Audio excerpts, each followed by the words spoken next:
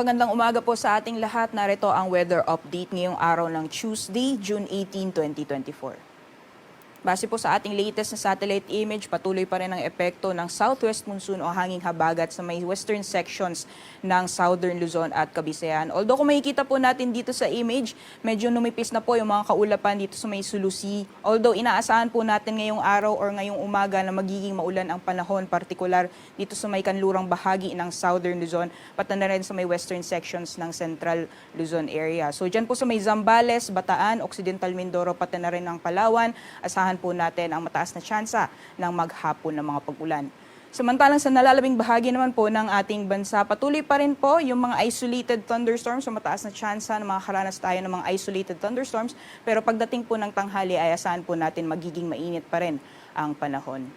At sa ngayon po, wala naman tayong binabantayan na low pressure area o bagyo sa loob at labas ng ating Philippine Area of Responsibility. Kaya sa mga susunod na araw, itong habagat or itong hanging habagat ang patuloy na makakaapekto sa malaking bahagi ng ating bansa. Hanggang sa darating na weekend, mataas po yung posibilidad na makakaranas ng maulan na panahon, lalong-lalo na dito sa may kanlurang bahagi ng Visayas, dyan sa Western Visayas, pati na rin sa may Zamboanga Peninsula at ilang bahagi din ng Southern Luzon. Sa magiging lagay naman po ng panahon ngayong araw dito sa Luzon dahil pa rin sa patuloy na epekto ng southwest monsoon, magiging maulan ang panahon, partikular na gaya po ng nabanggit natin kanina sa may Zambales, Bataan, pati na rin sa may Occidental Mindoro. Samantalang sa nalalabing bahagi naman po ng Luzon, patuloy pa rin ang epekto or mataas na tsansa ng mga isolated thunderstorms. Pagdating po ng tanghali, magiging mainit pa rin ang panahon at yung mga pag-ulan or mga isolated thunderstorms, most likely mararanasan yan pagdating ng hapon, gabi or possible na tumagal hanggang madaling araw.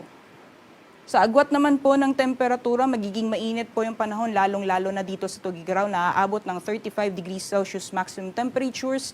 Maximum temperatures naman para sa Lawag, maglalaro mula 26 hanggang 33 degrees Celsius, 18 to 25 para sa Baguio City.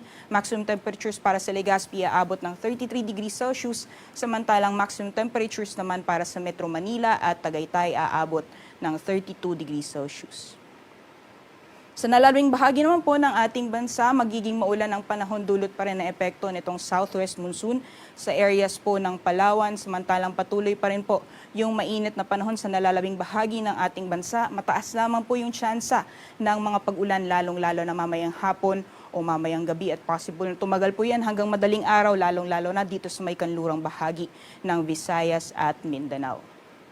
Sa agwat naman po ng temperatura para dito sa Kalayaan Islands, maglalaro mula 26 hanggang 32 degrees Celsius. Samantalang sa Puerto Princesa, Iloilo, Cebu, pati na rin sa Tacloban, temperatura maglalaro mula 26 hanggang 32 degrees Celsius. For Zamboanga naman, Zamboanga, Cagayan de Oro, pati na rin sa Davao, yung maximum temperatures po natin ay possible na aabot ng 33 degrees Celsius. So monitoring lang po tayo ng mga thunderstorm advisory na nilalabas ng ating Pag-asa Regional Services Division para malaman po yung areas na posibleng makaranas ng mga biglaang buhos ng ulan.